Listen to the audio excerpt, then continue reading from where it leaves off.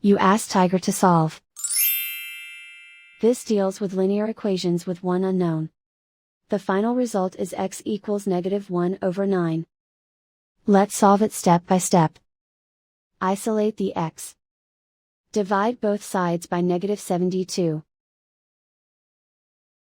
Cancel out the negatives. Simplify the fraction. Move the negative sign from the denominator to the numerator. Find the greatest common factor of the numerator and denominator. Factor out and cancel the greatest common factor. And so the final result is x equals -1/9.